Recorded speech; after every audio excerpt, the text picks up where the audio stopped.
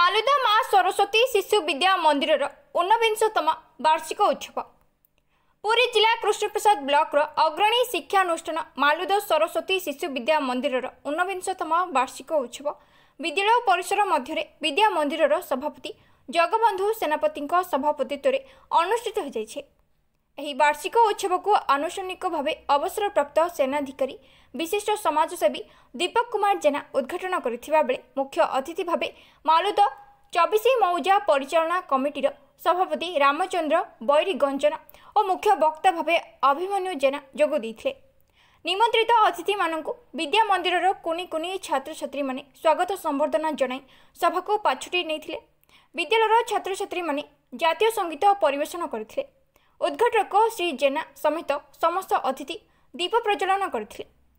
विद्या मंदिर छात्र छात्री माने अतिथि मानकु फूलतोड़ा सह उपढोकन प्रदान करथिले। परे विद्यालयर छात्री माने स्वागत संगीत परिवेशन करथिले।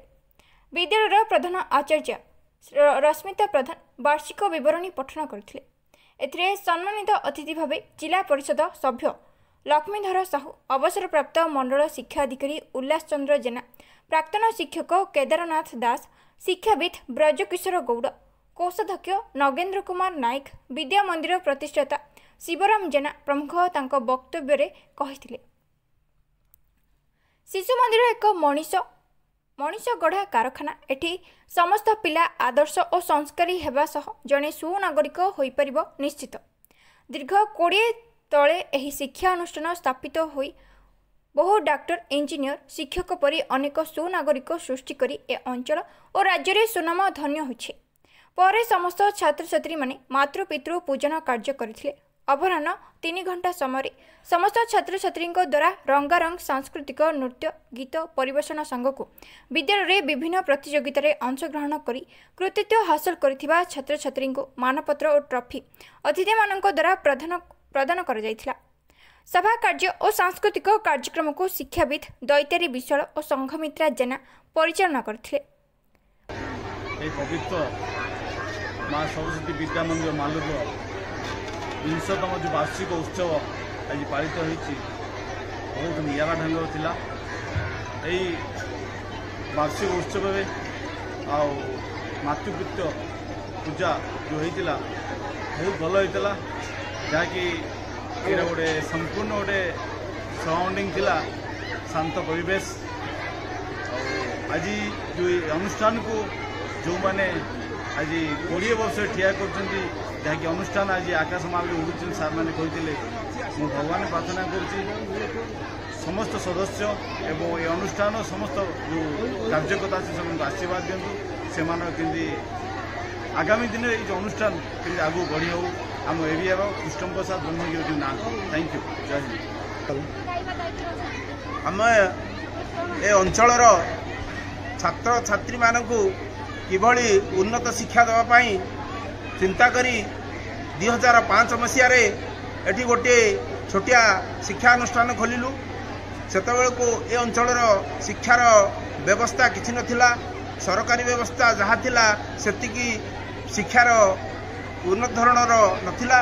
तेणु ए शिक्षानुष्ठान आज की 20 वर्ष धरी एठारे चली। आज 20 वर्ष पदार्पण करी ए सबू अभिभावक मान सहित छात्र छात्री उपस्थित रही तांकर पितृ मातृ पूजन करती एवं ये संस्कार कौन अनुष्ठान मानक कौन शिक्षा क्षेत्र देखा जाए। आपण मैंने देखिथे आज किमी शिक्षा संस्कार पाई मातृ पितृ पूजन करी पिला मानकर आखिर लुह माँ मानकर आखिर लुह धरी जाइला।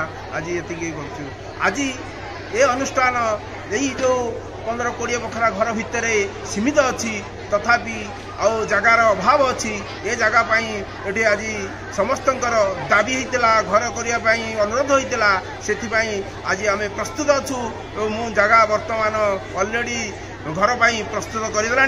किछि आर्थिक सहायता एवं सहयोग समस्त मिले निश्चित भाव में घर आगामी दिन में एठी स्कूल चलिबार व्यवस्था स्वतंत्र भाव हो पार। जहाँ चली सरकार जो आमको परमिशन में जो स्वीकृति देइछन्ती ताकू आमे पालन करचु। तांकर नीति नियम सबू आमे पालन करचु। अर्थ जमा देउनाहांती जदि अर्थ किछि दियन्ते आमे आउरी उन्नत करंतु।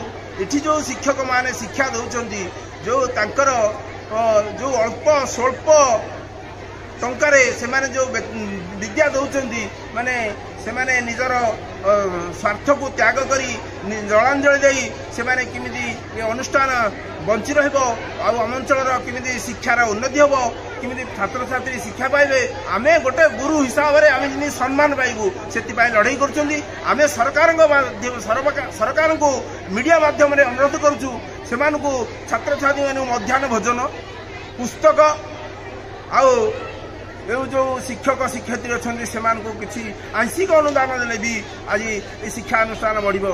ओडिशा रे जेते शिक्षानुष्ठान अच्छा माँ सरस्वती शिशु विद्या मंदिर सबुठी अधिक पिला अच्छा जेते पिला अच्छा 75% पिला शिशु मंदिर पढ़ुं। सरकार कौन अनुदान ना सरकार अनुदान देता स्कूल में मात्र 25% पिला पढ़ुं। तेणु सरकार को अनुरोध कराऊँ किसी प्रोत्साहन दिंतु।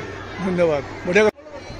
ମୁଁ ଆପଣମାନଙ୍କୁ କହି ରଖିବାକୁ ଚାହେଁ ଦେଶ ସ୍ୱାଧୀନତା ବେଳେ ସ୍ୱାଧୀନତା ସଂଗ୍ରାମୀମାନଙ୍କ ଯେଉଁ ସ୍ୱପ୍ନ ଥିଲା ସେ ସ୍ୱପ୍ନ ଭିତରେ ପ୍ରଥମ ସ୍ୱପ୍ନ ଥିଲା ଶିକ୍ଷା ବ୍ୟବସ୍ଥାକୁ ସୁଦୃଢ଼ କରିବା ଏବଂ ଶିକ୍ଷାକୁ ସର୍ବସାଧାରଣୀକରଣ କରିବା।